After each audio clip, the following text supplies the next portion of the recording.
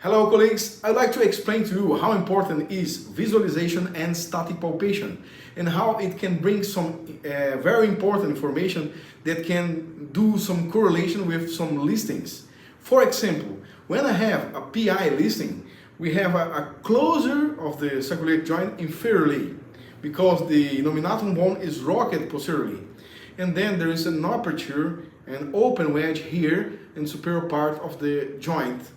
And then in this part, in this side, you'll find edema in palpation, a techy area with pain and edema. And then this will be a good finding to perceive that really is PI dysfunction.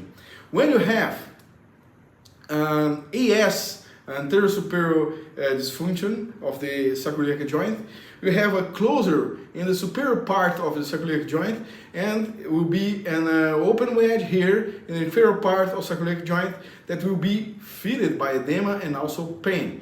And when you have an IM listing, the entire joint will be closed posteriorly and open anteriorly, and then the edema will be anteriorly and will not be perceived by the examiners.